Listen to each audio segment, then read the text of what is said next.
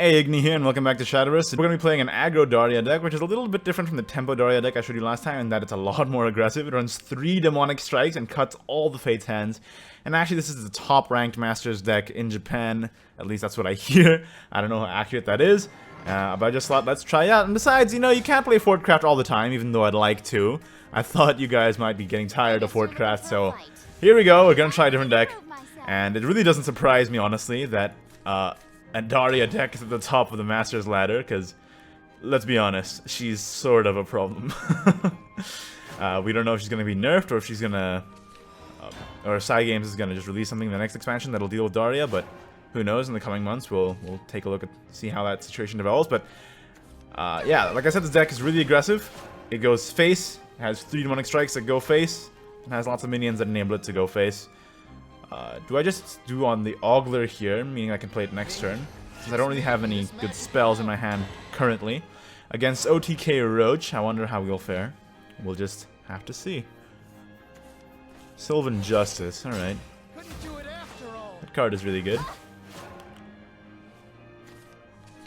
Yeah, like I said, we just play the Ogler here probably. We don't really have any better plays. Next turn we can Time Worn Mage, evolve, and then... oh, no, we can't. We're on second here. So...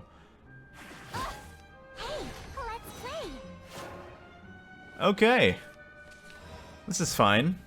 I can just conjure Golden Magic Missile, and then next turn I can play the Levy and evolve and do all the shenanigans. And just go face here. So there's the Daria, which is really good. As long as I don't draw into another one, we can start the train here. There's the Elven Princess Mage, so if she has the Fortune Hunter Fina in her hand, then we'll have to be careful of the Roach OTK by turn 6. Problem is this deck runs no wards, so it's going to be pretty difficult to deal with it when that time comes. How do I want to run this? Ooh, Clark. Yeah, the Levy isn't very good here, actually. To be honest. It's knowledge I seek. Because if I do it with the Levy, then I have to run the Levy into this guy, and then the Levy dies. Where in this case, Clark lives. I'll do this, and I can play Blade Mage and then go face. And then next turn I can evolve Levy if I want. For the 3 damage to go face with that Crimson Sorcery as well. So next turn I have 6. I can play Levy, evolve, face, Blade Mage for 1. They'll also bring the Daria down to 6, which I can play next turn. And if I draw a cheap spell like Insight or Angelic Snipe, then all the better. The deck only runs 1 Angelic Snipe though, as opposed to a lot of lists that run 3. Instead it runs 3 Demonic Strikes. Come on, let's play. Elfchild Mage thankfully doesn't hit its mark, but you know, Nature's Guidance could fix that if How interesting. they so wish. Angelic Snipe on the little golem guy here. Fairy spam. Okay, so we have to be careful of this. How much did this fairy cost? I actually can't tell how much that fairy costed. So if I play Clark, Daria goes down to 5. Then I obviously evolve the Levy for the spell value. And then we just go face. The deck is super aggressive. And this isn't even the best draw I could have gotten. If we run out of steam now, we can just play the Daria and refill our hand. And just go, go, go, go, go. Honestly, the Daria decks feel so unfair compared to a lot of the other decks on ladder right now. Like, I still think it's manageable and that you can beat it. And it doesn't have a guaranteed win in every matchup, obviously, but the power of Daria is so good in that it refills your entire hand. You can dump your entire hand on the board, and it's just freaking nuts, man. And Spellboost, I think, in general, as a mechanic in the game, might just be a little bit above the power level of how we want mechanics in Shadowverse to be. And I'm not sure how we want to fix that, because compared to other mechanics, say, like Overflow and Vengeance, Spellboost just seems way above curve in terms of how powerful class-specific mechanics should be. But I think that's only really compounded in this expansion with the Daria decks that have occurred here, and honestly, I feel like Daria is kind of limiting to design space in terms of spell boost cards in the future, unless they nerf it. But, you know, that's just my opinion. Another problem with Daria now is that Cygames in Japan is selling Daria card backs for $200, and you know, Daria's pretty good right now, so yeah, really makes you think. Now, I don't think that's the reason. We really want Daria in the opening hand, I feel like. Although against an aggro matchup, I wouldn't be opposed to just keeping a 2-drop. Yeah, this isn't that great, but if I have to, I'll just drop Levy on 2. Alright, it's really unfortunate that in the aggro matchup, we're going second here. Oof. Yeah, it's always hurtful. At least we have something to do. Alright, the turn 4 Evolve Levy, Piercing Rune, Crimson Sorcery makes it a little less harmful. I have to play something, I can't just play nothing, right? Maybe yeah, I think I'll just play the Witch Hat here. Another play was to play the Magic Missile, and then the turn after I could play the Witch Hat and the second Witch Hat, but the problem with that is that Urias would just keep compounding damage on me, where in this case, I can attack the Urias with the Witch Hat, and hit it with Magic Missile, and then move on with my life. Yeah, this is a problem, just Razor Claw. Okay, so he's not attacking my Witch Hat with this, so it's fine. I mean, it's not fine, but I can live, probably. Hopefully drawing a 1-drop, not the case, a bit unfortunate, but now in turn 4 we have that sick tempo Levy, Piercing Rune, Crimson Sorcery play that is so feared by me and millions of players alike. Vampiric Fortress summon Bloodkin hurts a lot. Unbelievable. Yeah, that hurts a lot. Already turn 4, nobody had evolve points yet, and I'm already at 9 freaking health. Kinda hurts. Good thing I have a second Levy in hand just in case. And now we just gotta trade. You can't. Yeah, this is dumb. This whole situation. Ooh, how about this spell? I just can't leave this up. I just can't afford to leave this stuff up. Even though the deck is supposed to be aggressive. Like, now, because now they're going into their evolve turns, I just can't keep taking damage like that. This is just what I have to do. Next turn I have the other Levy to come in with an evolve. Oh, yeah, that's unfortunate. Aggro Blood. Sometimes they do this, man. You just can't really do anything about it. Yeah, this hurts. Next turn they just Imp Lancer and I die. We trade this, obviously. I'm just a mage who's as old as dirt. It won't be long now. Okay. Somehow I have to salvage this. I think you just have to trade the Levy here.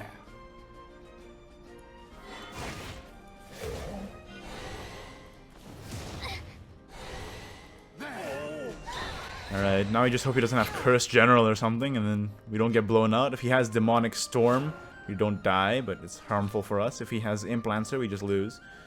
And there's nothing we can do about that. Demonic Storm doesn't kill us. And we win. Woo! Our trades really paid off. And the fact that this deck runs 3 demonic strikes ends up paying off for us here as well. But that was a close one. That was really close. He may have very well just had Imp Lancer instead of Demonic Storm there and we would have just lost. But thanks to the fact that I played the Ogler and the fact that we got that Demonic Strike, we ended up winning. Seriously though, Runecraft is in an extremely good place right now, and I feel like discussion on Spellboost as a mechanic should be opened up, especially to Cygames, because I feel like Spellboost just in general, and this has been a freaking slippery slope that we've been traveling down on for the past little while. Ever since Levy came out in DE, I've been thinking that, oh, Spellboost is going to be a huge freaking problem in the future, and maybe that point isn't right now. Maybe you will disagree with me and say that maybe that point's not where we're at right now. But as we move forward and sets aren't rotated, because the game's still quite young, I feel like Spellboost has the potential to be an extremely huge problem, and some people may even think that it's an extremely huge problem right now. And honestly, I wouldn't be able to pose much of an argument. I don't think it's beyond broken at its current level, but it definitely has the potential to become that way as time goes on. I'm sending this back to their hand. Get out of here. I need to draw good things. Alright, now that I drew a Blade Mage, I'm feeling more comfortable with playing Craig. I really don't like playing Craig on nothing. Don't hurt me. He's just gonna play the water fairy again. Oh, there's two of them. Hello. Wow, okay then. I guess I'll just play a minion. Next turn I can play Magic Missile and Craig. Or I can just play Craig and then Blade Mage if I feel like it. The important turn here is turn 5, and what turn isn't important like that with Levy in hand, right? Like, Levy is just so valuable. Yeah, I can't really do anything about this 4-5 here. I mean, I can kill it, but I waste a lot of resources doing so. I don't think it's worth killing this thing. The problem is that he can evolve it next turn, it can just grow to be an even bigger problem, right? Maybe I just kill it now. Next turn I have the Levy in hand for major plays. Major player. So Levy, evolve, Crimson Sorcery, their face, obviously. That Goblin Mage is intimidating. It really indicates that, hello, Roach here. I'm coming for you. And then I'm like, no, please. I'm afraid of roaches. And the roach is like, and makes a bunch of angry roach noises. And that's about the extent of my time in this game. Okay. If we play the... I think I want more minions on the board, honestly. And I can save the Crimson Sorcery for later. So let's do this. Oh, actually I can put Crimson Sorcery on Blade Mage right now. What am I thinking? It's way better. We have to just go faster, because I don't want to get blown out at turn 6. He's gonna play like an Elven Princess Mage or something, and then I'm just gonna be absolutely destroyed. At turn 6 with 0 cost fairy. Yes, here we go. So I can already see my demise looming in the distance. Like some sort of pale horse on the horizon, rising towards me. So I'm just gonna have to somehow deal with the situation before it gets too much. And the problem is that we're already heading into our turn 6. And I can see that demise approaching me right now. Well, that Piercing Rune is certainly something that I have to look forward to here. Alright, let's play the Insight.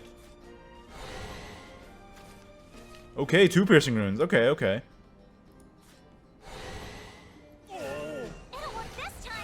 Alright, go face. Like, there's no wards in this deck, so we just have to pray that he doesn't have lethal, even though he probably does. He only played 1 Goblin Mage, so we just have to hope that he doesn't have the second Roach or something like that, but I honestly doubt that he doesn't. Look at his hand size. And he has 2 0 cost fairies and roaches in there. Fairy Beast instead. What? For 8 heals. Wow, that's amazing.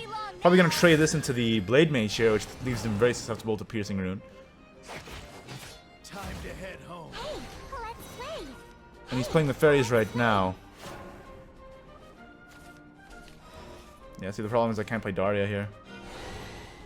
Yeah, I could have used that Daria way long ago. Ages ago. This would have been useful, but right now it's useless. Here comes Roach, boys. I can feel it in my bones. Okay, so he's gonna play the second Gobbo for the Roach. Yeah, that's intimidating. Go in face. Okay. We don't have any wards or heals, so we kind of get blown out here.